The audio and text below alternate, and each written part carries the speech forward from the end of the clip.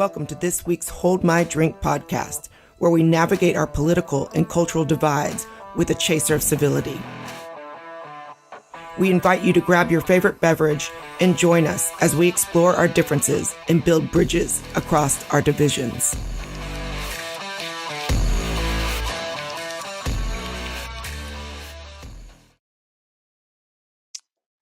Hello and welcome to another Hold My Drink podcast with myself, Neil Barnes, my co-host, Jeff Fullington, and today's guest, James Esses. Before we start talking about having a conversation, I'd like to raise a drink. This is a tradition with Hold My Drink. We like to keep it civil. Today, I am actually just with pineapple juice and lemonade. I couldn't find the alcohol to really make it exciting, but cheers. James, what are you drinking today? Not quite as tame as you, Neil. I've gone for a beer. You might see it's got some writing on it that says gluten-free. I've been accused often of being intolerant, but actually the only thing I am truly intolerant towards is gluten, it would seem. Okay, thank you. How about yourself, Jeff? I have my coffee-flavored coffee right here. Coffee-flavored coffee. It's morning here, so I'm... Of course, you're out on the Pacific coast, right? So is it like 10 a.m. for you? And James and I, for those listening, we're both based in the UK, so it's about 6 p.m. here. So James is good for a beer. Excellent. Yeah, socially acceptable at this stage of the day. Yeah, certainly is. Well, thank you for joining us today, James. We've been in contact briefly before. My understanding is that you were working on a childline, a helpline for children, and you were training to be a psychotherapist, and then some intolerance other than gluten was raised about you, which seems, from what I understand, to be unfair, and that's led to a kind of a dramatic change for you. So maybe we could start, if you could tell us a little bit about your story, and we'll jump off from there. Sure, and thanks both for having me. So my life has changed quite dramatically over the last year. As you said, I was training to be a therapist. My background is in law. I used to practice as a criminal lawyer, and I was working in the public sector in the UK for a while. But I started volunteering at Childline, which is a children's helpline, counselling young children, and I found it so fulfilling that I decided that that's how I wanted to spend the rest of my life.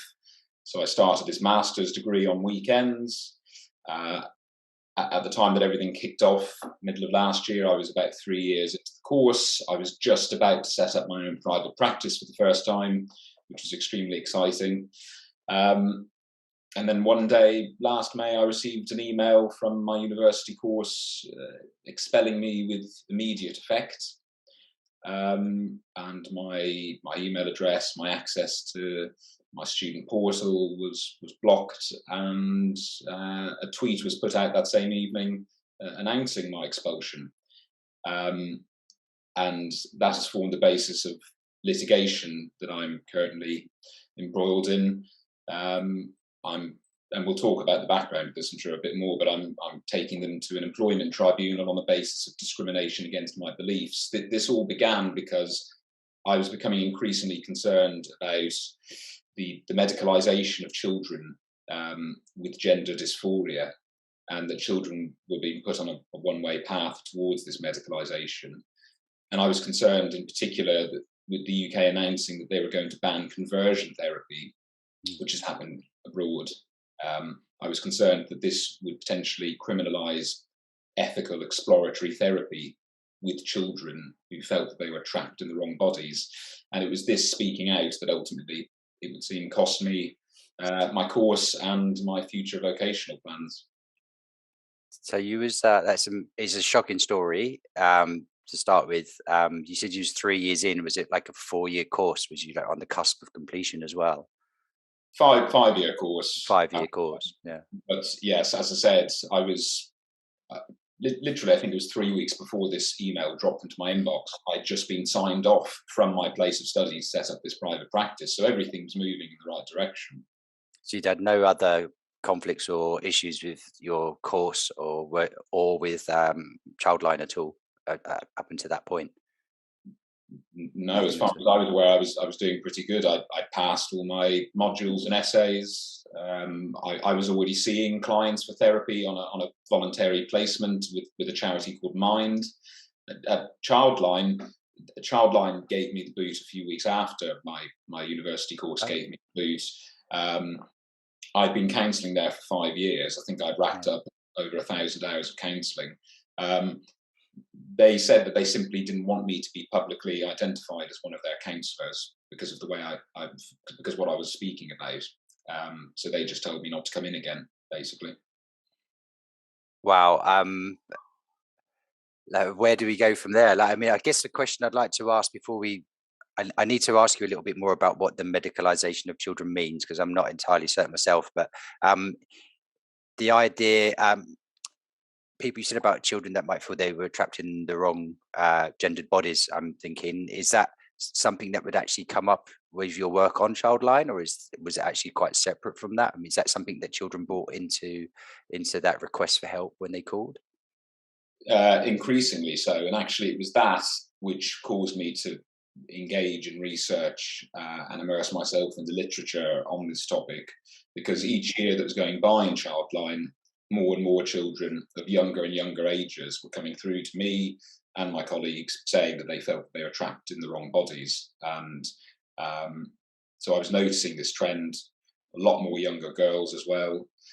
And yeah, I mean, I became concerned because, again, we'll probably talk about this in greater detail, but I would do what I did for any other young person that came through. I would explore their background, their thoughts and views on things, and kind of, how they felt themselves. But often these children were at such a place, pre-puberty often, that they couldn't even articulate to me in basic terms what they meant when they used the word trans, or what puberty looked like to them. They had no concept of it because they were so young. And yet these same children were telling me that they wanted to bind their breasts and that they wanted to go on to take puberty blockers and cross-sex hormones. I mean, that is pretty shocking because how do maybe you discovered this when you started learning more about this, but like, how would young people become informed of these concepts when you say it's not something they're able to articulate for themselves? I can, like most people, can maybe remember themselves at prepubescent ages had no formation of a sense of what gender really was at all. I was just much more interested in kicking balls and running around and playing with the dog or whatever else. But and maybe I'm fortunate in that, but it is striking that people at that age would have that type of knowledge when it doesn't seem to be something that actually during the developmental cycle is really that present. So did you find out more in your learning as to how young people have come across these ideas? And it's interesting that the numbers of children reporting this was increasing rapidly, and that you said that was becoming predominant. You said there was a lot more young girls. Yes. So I remember, I don't know, at least in the sort of 70s and 80s, when transgender and transsexual identities were really being presented in news and media as something that people needed to be aware of and what this actually meant. It seemed to be occurring only amongst boys, or very much predominantly amongst boys, and at a very early age. But it was really low numbers, like 1 in 10,000 or less. But it sounds like that's quite different now, James. So Yes, I mean overall across the world the figures are going up. Often people will say, well, this is simply because people feel more able to speak out about these things. Possibly that's true, but I really don't think that's the whole picture. I mean, this seems to have coincided, particularly in terms of advances in technology. The piece around young girls, I mean, the demographic has completely switched. It used to be predominantly young boys, now it's predominantly young girls. Something has shifted in the ether. And the argument and some of the latest research seems to suggest this idea of social contagion, which we know from looking at other conditions that girls can experience and have a propensity towards. I mean, we've seen it historically, for example, in relation to eating disorders at schools. I read a recent study looking at Tourette's, because historically Tourette's syndrome was predominantly boys, and now there's been certain clusters, girls emerging in certain schools or in certain out of hours activity groups where whole clusters of girls are developing Tourette-like symptoms. So I think there has to be an element of this contagion going on. But yes, it is quite striking. But I found in Childline, I found on my course, and even in the wider therapeutic community, that people, the powers that be, were not willing to engage in a conversation about this, or why this was. Why do you think that is? Because I noticed that too.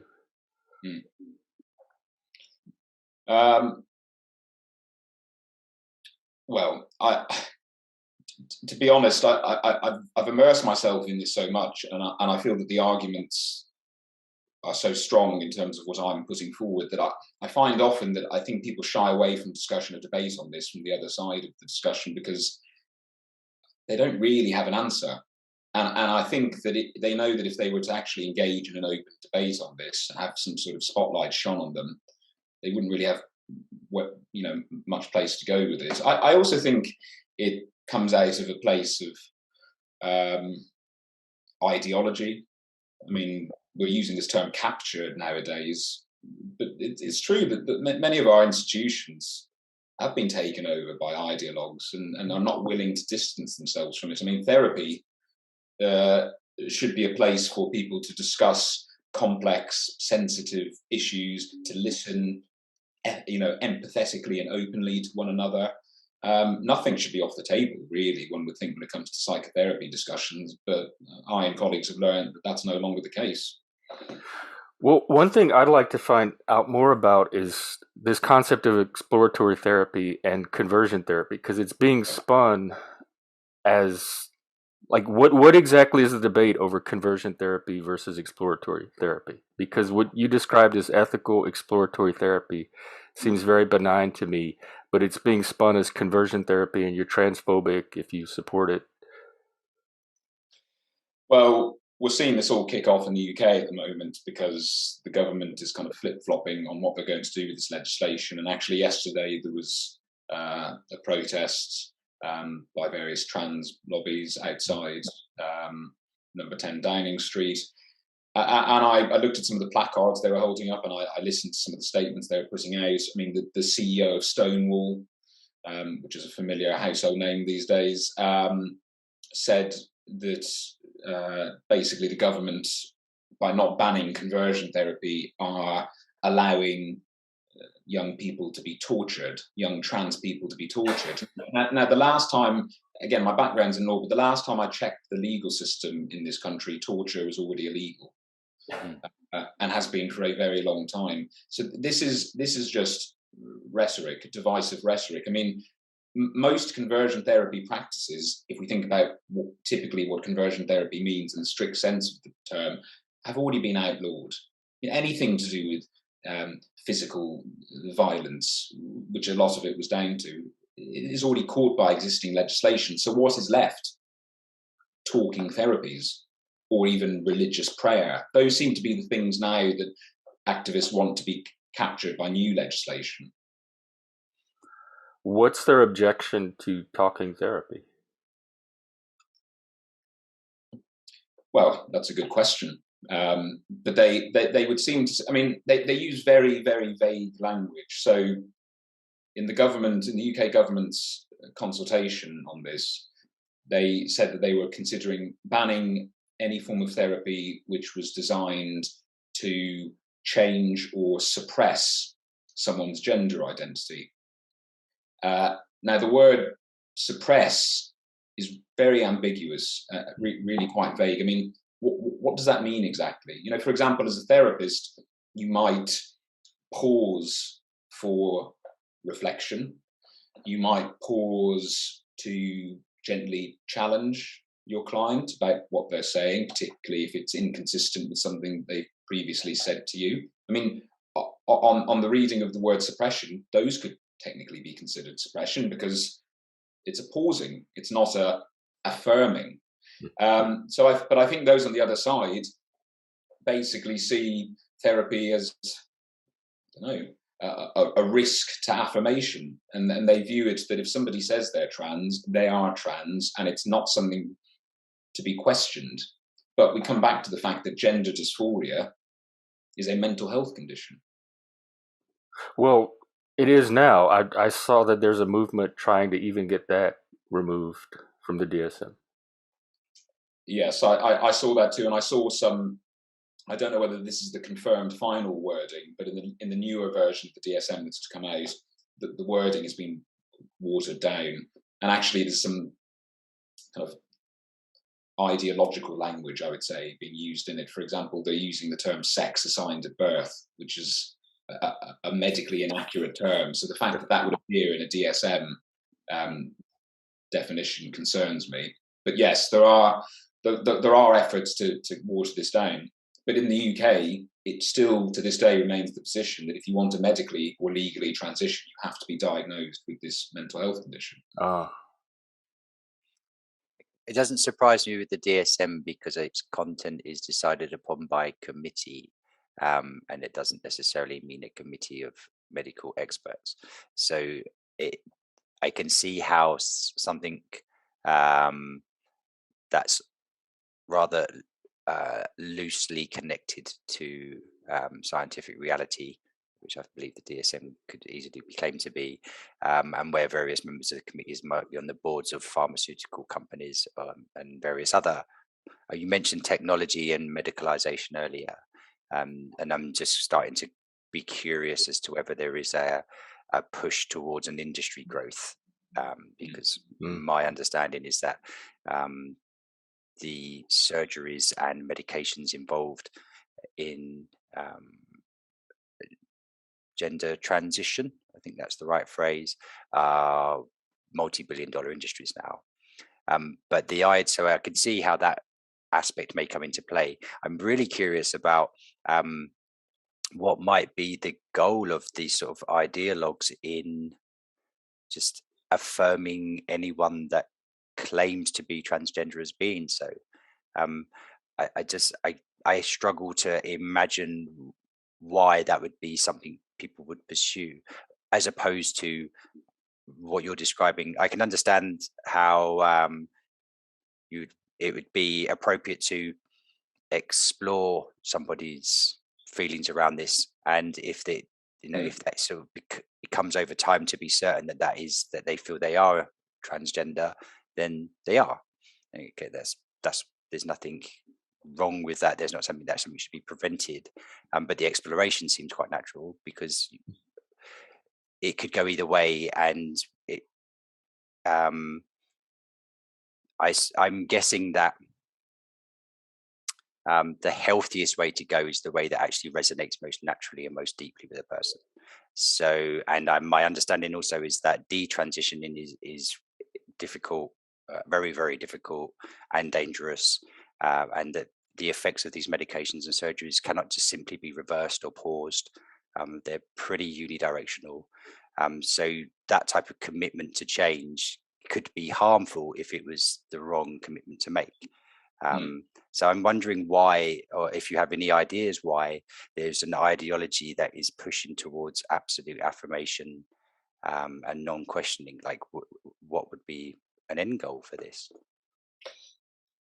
Well, I think there's a number of layers to it. I mean, if we think about it, from a more abstract philosophical position, it's because it aligns with their philosophy. I mean, if we think about postmodernism, if we think about the way that intersectionality is taken hold as well, it's this idea that everything's up for debate. Objectivity should be thrown out the window, and if someone says they are something, they are, and that identity matters more than anything else. So, why would the same not apply here? Someone says they're trans, someone says they're trapped in the wrong body, they are, and we should do everything in our power to enable them to embrace their true identity. I mean, I would imagine that would be how many of these individuals would put it. So I think there's that philosophical link. I think some people believe that they're doing the morally correct thing, It's not easy to listen to somebody saying that they feel like their body doesn't belong to them. They reject their body. They don't feel like they are who they say they should be. I mean, gender dysphoria can be hugely debilitating. So I think there's a lot of people for whom they think, well, I'll do whatever I can to take away this person's pain. I think for some, and I would say, I want to make the point, I'm not saying everyone, I'm saying a minority, but there might be, more concerning aims as part of this. I mean, this has been spoken about recently in the context of women's safety and women's rights. But, if we introduce a system in which self-ID is a thing and anyone can say they're a woman at any time, that does leave the doors open for certain predatory individuals to take advantage of that. And I just want to make the point, because this seems to be constantly conflated. I'm not saying that trans people are predators. I'm not saying that all trans people are predators. I'm not saying the majority of trans people are predators. All I'm saying is that by allowing this kind of open-ended narrative in which anyone can define themselves as anything, it risks leaving vulnerable individuals open to abuse.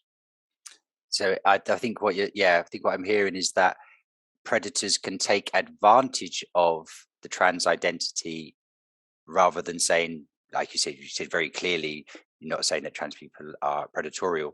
You say, but it sounds like someone that maybe is predatorial may look at the open-endedness and self-identification as an opportunity that they would take advantage of, which is actually discrediting and harmful to the trans community in general.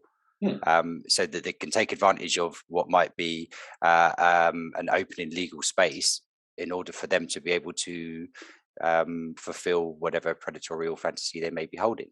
And I guess we see that in particular in things that what would have been considered safe spaces for women. And unfortunately prisons, which aren't really a safe space for anybody, but you would expect that. I guess what biological sex used to be considered the deciding factor on whether somebody goes to one space or another space. But that gender, I don't know how you feel about this, but it seems to me that gender has taken over from sex as being the way that you identify people. Does that sound about right? Yeah. Well, we've regressed back to stereotypes. I mean, it seemed for a while as if we were moving towards this liberal idea, that boys and girls can have mixtures of masculine and feminine traits, and you can have more feminine boys and more masculine girls, and there's nothing wrong with that. That seemed to be quite a progressive way of looking at it. Now, with what I'm coming across, particularly in terms of the materials being taught to young children in schools, we're regressing back to stereotypes. I've seen this idea to young boys that if they like the color pink or flowers, they might be trapped in the wrong body. That's really interesting. We're making progress for decades, and we just lost it all overnight, it would seem. Yeah, that is really interesting to sort of view it that way. I hadn't considered that, but that sounds like conversion as well. Bizarrely, it sounds like a conversion of you must be something, you must be trans because of we've decided that for you. So that doesn't sound very exploratory either. No, it doesn't. One of the key tenets, particularly of therapy, is that you should never go in with a predetermined outcome.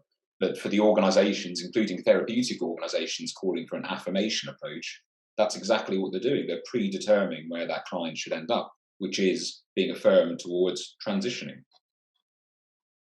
And another thing I want to address, there's this idea out there that I keep running into that we don't think trans people should exist. And none of that's true. I don't know anybody that doesn't recognize the reality of trans people or thinks that they should not exist. I'm gay myself, and I don't know any gay kid that doesn't at one point question whether he's female or not. There's a lot of confusion. Females are the only people around that are also attracted to males that you kind of have as models to draw on. So I went through several sessions of exploratory therapy as a kid. I was about 16. It was with a psychiatrist, probably 4 or 5 sessions, and we kind of worked all that out and determined that I was gay. I can't imagine if they had taken that as a sign to rush me into transitioning, or that, yes, you are a woman. It would have ruined my life. Yeah. And so I like the principle of not assuming an outcome ahead of time. And I think that is kind of what's happening. And then you're transphobic if you suggest otherwise, or you don't think trans people should exist, or it's transgenocide or trans erasure. And that's just not the case. This has been happening. This kind of therapy has been happening for decades, and it was very effective and benign. Yeah, well, I think what you just said there is crucial, and your own personal experience of this, particularly in relation to sexuality, because we know, statistically speaking, that most children with gender dysphoria will end up coming out as gay. So there is something going on here. But yeah, I mean, I have some friends who have said to me, "Thank God I was born 10, 20 years ago, because if I had been born later than that, I would have transitioned."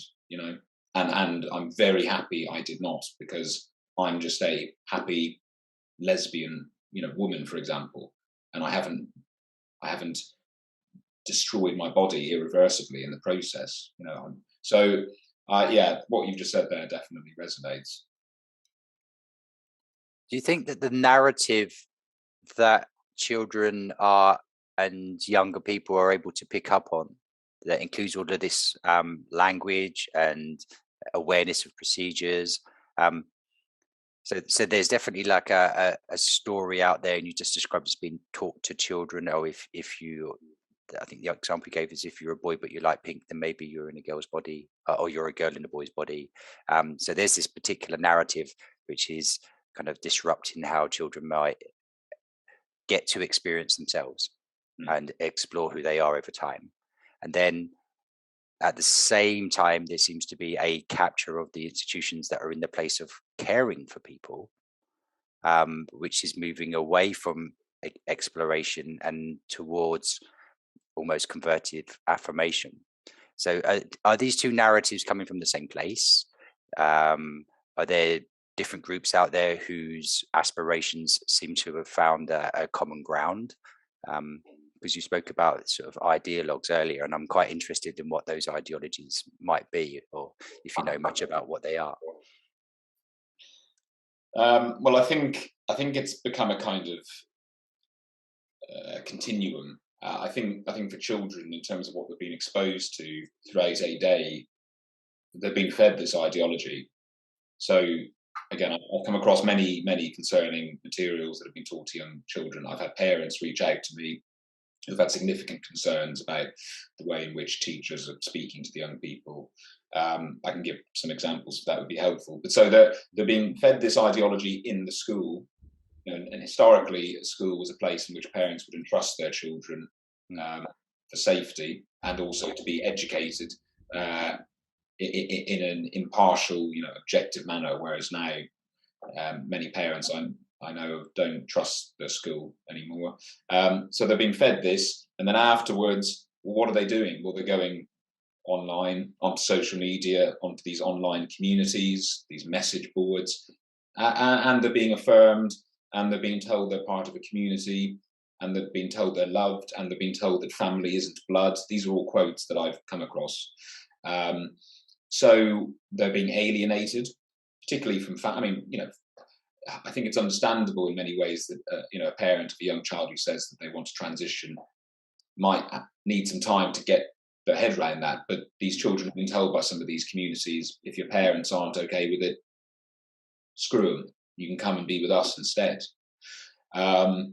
So they're being fed this diet, and then they'll go on to the news, for example, and the BBC are definitely not covering these stories neutrally. There's definitely a certain bias towards one side, in my opinion, at least. And they'll see protests going on, like outside number 10 Downing Street yesterday, with people holding up placards saying, trans rights are human rights, and don't kill us, and stop trying to deny our existence. What type of message does that give to a young person? So I think from the moment they wake up to the point they go to bed, young people can be inundated by this ideology in numerous different fora. Another thing I see is there's kind of like a deadline to there's a time element to this related to puberty. And it's crucial that you do something and stop it before puberty because that's the worst thing that can happen to a child. And that's another thing I don't understand is this horror of puberty and this rush to do it before puberty. Like they add this heightened urgency to it that to me is just not there. And that's particularly relevant because, as we know, if the child starts on puberty blockers before they've gone through puberty, or at least commenced puberty, and then they progress straight onto cross-sex hormones, which most of them do, they can be left, permanently infertile. So the ramifications are massive. But, why is this happening? It's this fear that's being put onto the shoulders of parents, but also these young people, that if they go through puberty, if their bodies start to develop, that when they eventually decide or are old enough to change their mind and transition, that job will be made much harder because they will have developed the genitals, the rest will have developed. So they've been kind of sold this picture of, well, you might as well hedge your bets and do it now rather than later on. They make it seem very, very simple, very, very straightforward. But what this does with this urgency of time, as you put it, is that it denies children the opportunity to explore and to develop and learn about themselves. I mean, puberty is a confusing, crazy time for everyone with hormones rushing about, and nobody knows which way is up, and it's often not particularly comfortable. And particularly for young girls, especially when they start to develop sexually and they're starting to get unwanted attention, whether from boys or even sometimes, unfortunately, from older men, it's not surprising they want to hide away and almost disown these parts of themselves. But as we know, human beings have been around for a long time. We've been going through this process. People tend to find a way through it and come to accept and embrace who they are. But we're denying children that opportunity by telling them they must make up their mind before they've even commenced puberty. It seems like it, yeah. It does also, I mean, my memory of being a younger person was that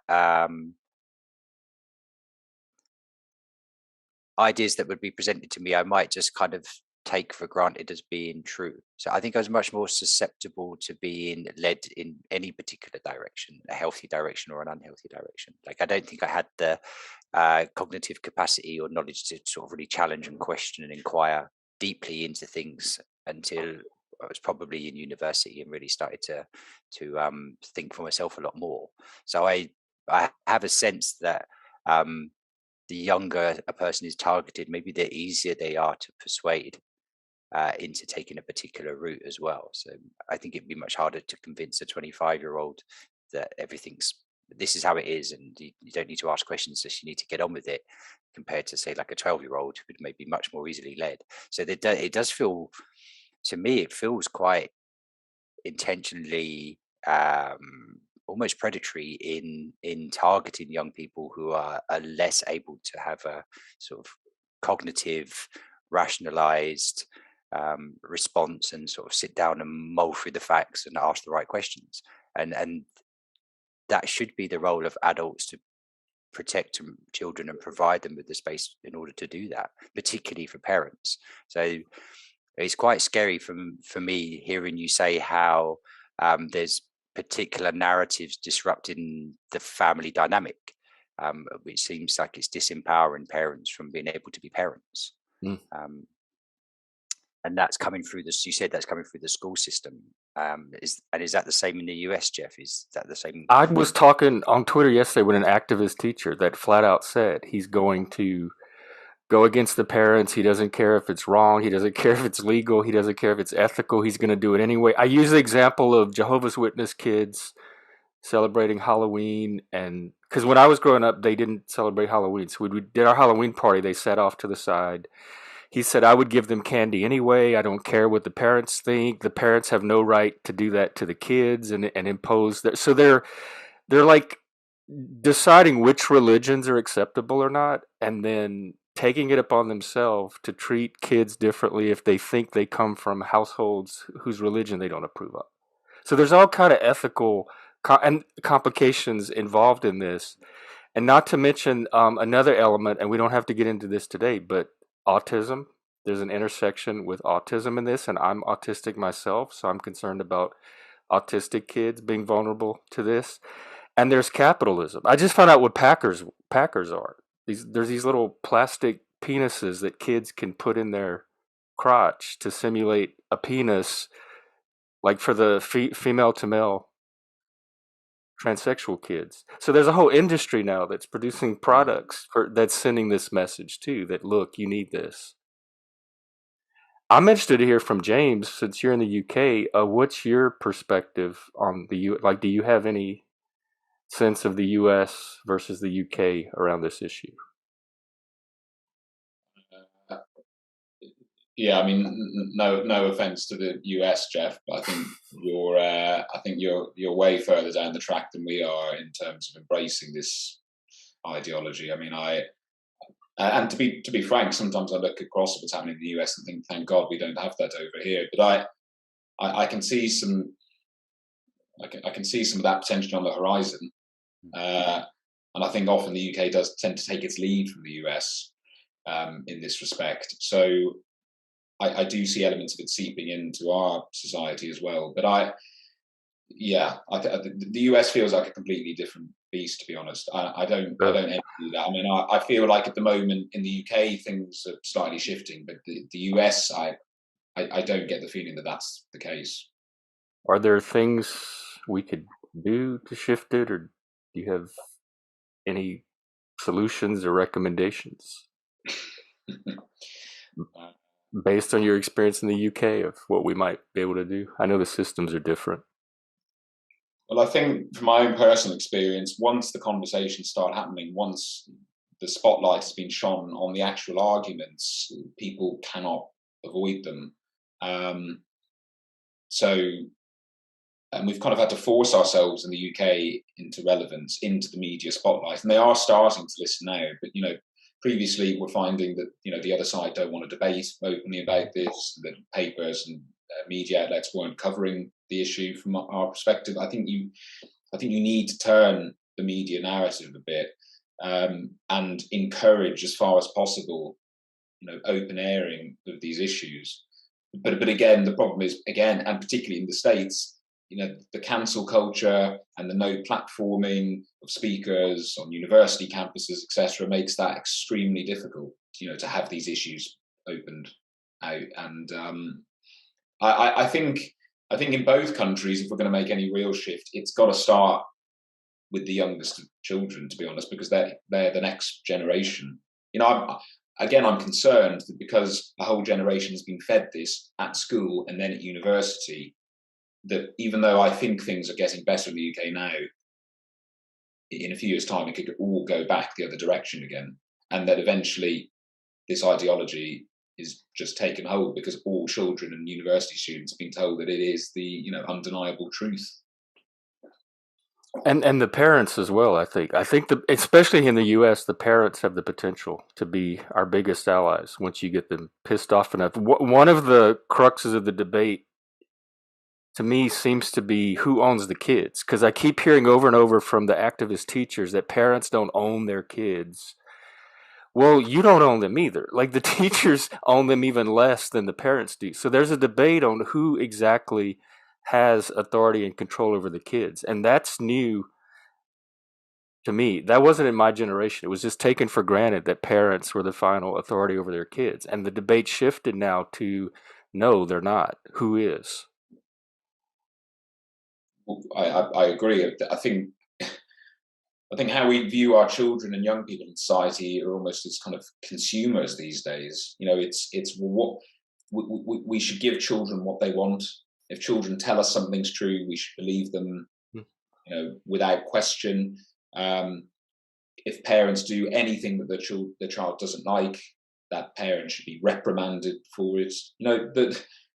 There's parental responsibility, but there's also parental rights, and part of that is about protecting their children. I still find it very bizarre that in the UK, at least, a child of a certain age cannot buy a bloody scratch card or even vote for a prime minister in an election, but consent to irreversible medication. How does that add up in terms of safeguarding? Yeah, but it definitely doesn't. I mean, and it's quite a shocking change in society that we're kind of arriving at this point. Um,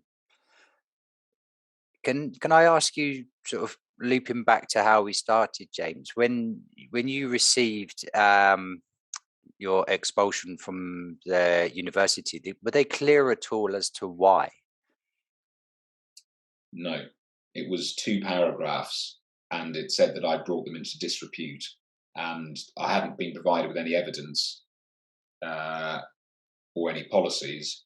I'd been told that some complaints had been made about me, but I wasn't ever given those complaints or told the exact nature of them. So no, I've never, to this day, I've never had a conversation with anyone in my place of study about this.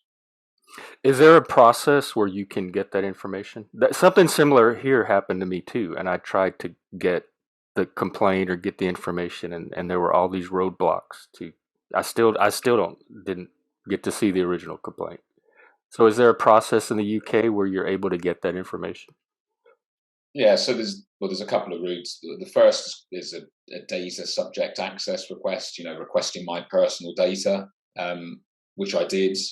But the thing is, they're in control of what they share with you, and there's various exemptions and exceptions. But I received various correspondence, emails, etc., that were taking place internally, which have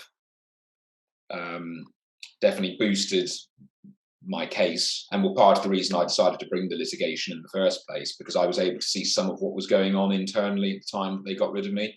But as I said, they can choose what they share, and it's very heavily redacted, etc.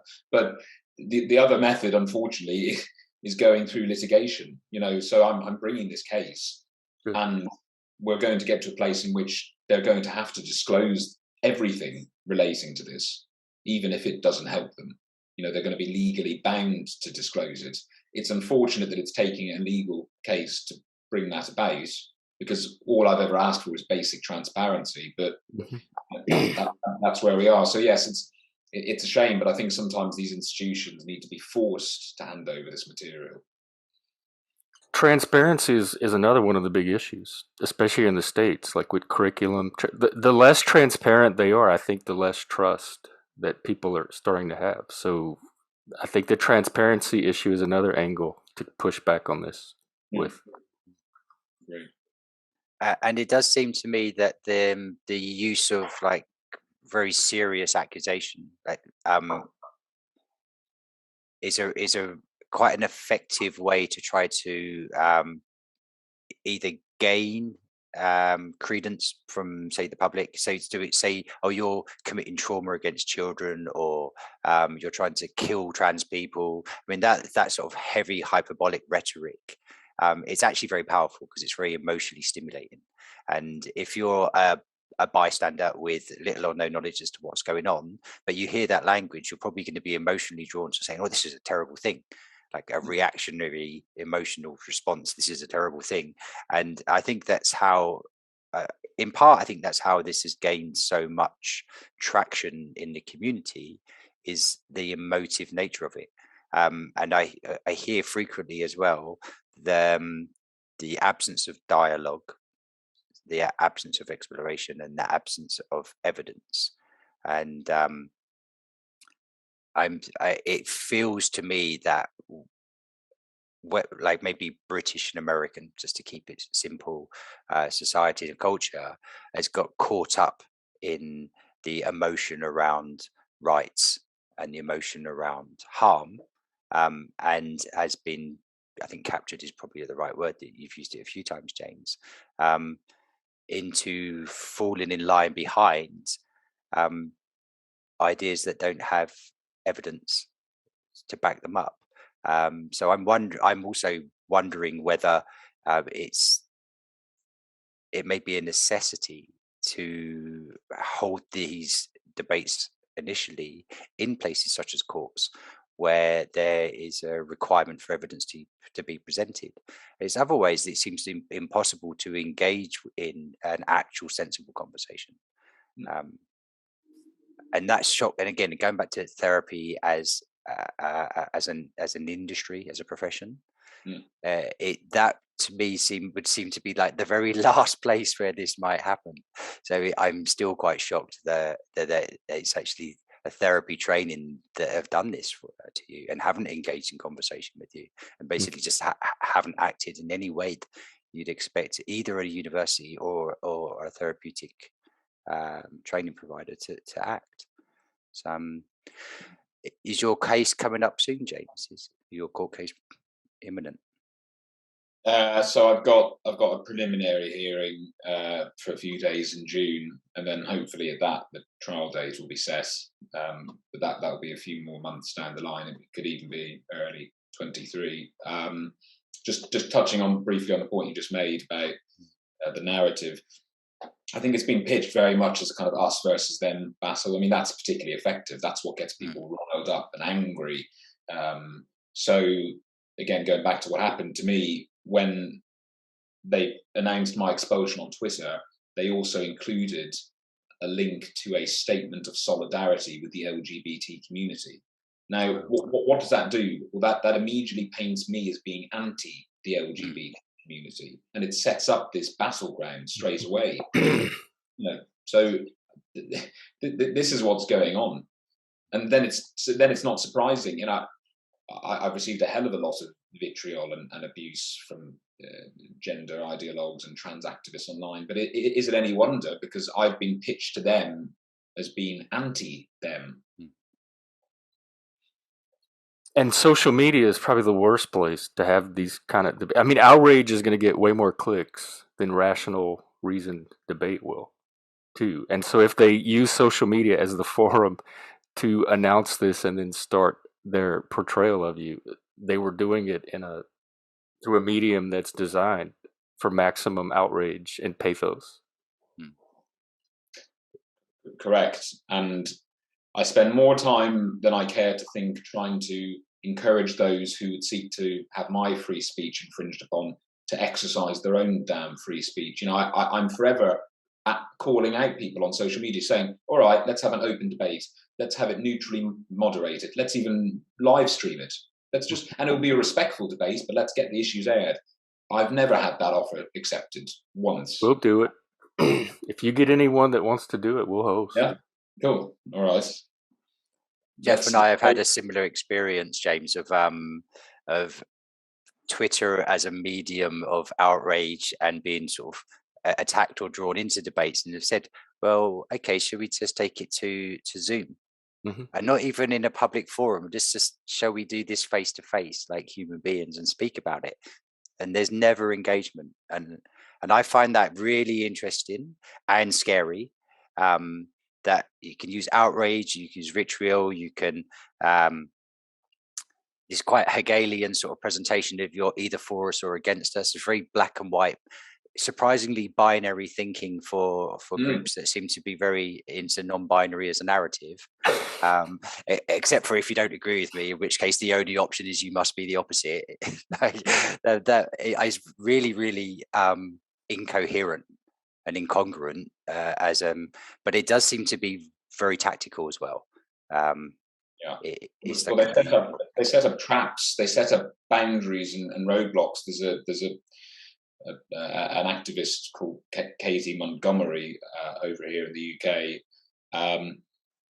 I invited them many times to have a debate, and I kept being told that no, it was to be on their terms. And so that she had written an article on Medium, I think, and her response was, if you want to debate me, write your own article in response to my article. Why should I be forced to have to spend that amount of time writing an article in a silo, which isn't actually a direct dialogue or conversation with one another? And who's going to want to spend the time reading through that article? And then is she going to write a further response article? Or are we going to keep writing articles back and forth until the day we drop dead? Or could we just possibly have a conversation for half an hour and just have a dialogue? It's not that difficult. I think, and that's a really key word as well, dialogue, because it is a backwards and forwards, which hopes to explore to the truth of something, to reach logos, to reach some form of shared understanding.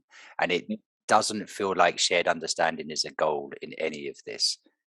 From what you've told us today and from what I've heard previously, it does feel like it's, if I'm going to take the position of the transactivist in this, it's either my position or shut the hell up, you're wrong and you're evil. And that, in even as I say that out loud, I'm getting a sense of how absolutely right I must be. And not just right as in being correct, but also righteous as in I'm the good and you're the evil. And it does feel almost, well, I guess what's coming up for me right now is it feels almost religious. And maybe that resonates with this sort of the ideology as well. I'm not saying it is a religion, but it has the same sort of, maybe that sort of fundamentalist elements to it as well. And that shouts danger to me. So I'm really hoping that what you're doing now, first of all, thank you for what you're doing right now. It's very brave. I think it's very necessary. And it sounds like you're approaching this in the most sort of sensible and ethical way that you can. And I wish you every success with your case. But I'm also curious as if there's anything that ourselves or others can do to support you, what that might look like, or where people can get in maybe keep up with what's going on for you, or share resources, anything that just can sort of provide you with a base of support and a place of contact. Then if you're able to name it, then we'll see what we can do to help. Thank you. What would I ask of people? I think for society more generally, I would ask that if people feel able to, I appreciate it's not easy in this day and age, but to speak out, because until I do believe there's a silent majority on our side, but until people start to speak out, things are not going to change. But and there will continue to be more full people for this who will suffer and lose, their livelihoods or their reputations or whatever. But I would implore people to speak out if they feel able to, because you will have a lot of support out there. In terms of what people can do for me personally, people have already been extraordinarily generous. I've had complete strangers who owe me nothing donate to my crowdfunding to get me through this litigation. But litigation is damn expensive, and I'm going to need to raise more as I get closer to the case. So people can go onto my crowdfunding page. Maybe you'll be able to link that or something, but or you can just type into Google James Esses crowdfund, and that's where I put all the updates in the case. And if you feel able to donate a small amount, that's not a requirement, but it's very much appreciated. Other than that, Twitter, I'm active these days. I only got Twitter for the first time a year ago. I was really late to the party, and as everyone else, it's now taken over my life, and I'm a full-blown addict. So there you go. And yeah, I'm also happy for people to reach out to me individually. Like I've learned actually the most from random emails that have been sent to me by other therapists or parents or teachers, just sharing with me their own experiences. And I think it's really important that I don't get carried away with the kind of high-level rhetoric, and then I come back to the impact that this is having on individuals' lives. So I'm always happy for people to reach out to me directly and to share their story. And we'll put those links in the description when this gets posted too. Thanks. Are there communities growing out there that are supporting each other, people that are facing these issues? Because it sounds like something that's going to affect a lot more people before it maybe changes for the better. And you said yourself that you're concerned that going through the education process from children in school through to university, that maybe it will take a turn for the worse first. So if there are people watching today or watching who are experiencing some of this themselves, have you any recommendations where they might be able to find a group, or how they might be able to find people that are in the same boat as them? Yeah, there's more and more groups springing up. I mean, there's so many. From a therapeutic perspective, I've co-founded this group called Thoughtful Therapists, who are trying to make some inroads in this. there is, for schools, for example, there's a new group that just started in the UK called Parents for Education, which is about supporting parents who are having issues with their children's schools about ideology that's being pushed there, and grouping together in order to raise their concerns with those schools. And there's similar groups that I've come across, although their exact names escape me, for social workers and for teachers and lawyers as well. So there are more and more of these kind of grassroots groups springing up, particularly on social media and Twitter. So people are not alone. Again, if people want to reach out to me, I can signpost them towards the right group. That's very kind of you. And we have our own little community that Hold My Drink started too. We have a Discord for listeners and viewers that want to continue the discussions and get to know each other. So you can contact us for a link to that as well. Oh, that's great. That's all stuff we can put below in the links below, so people can follow up on any of this if they feel they want to. James, it's been fascinating and a little frightening to hear how the world's going. But thank you so much for coming on. Is there anything else that you feel that you wanted to say that I haven't had an opportunity to? No, just to thank you both again. I think it's been an enjoyable conversation, and maybe you'll have me back again in a few years' time when the world's in a hopefully better place. Well, thank you. And in between, if as this develops, maybe there's a time to check in again. But yeah, thank you very much, James. It's been a real pleasure. I hope you enjoyed the rest of your gluten-free beer. And and Jeff, have a wonderful day. You too. As it is your morning. Good way to start the day. And thanks again. Okay. Thanks. See you on the next one. Cheers.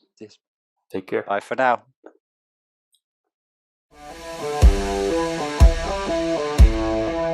Thank you for listening to this episode of Hold My Drink.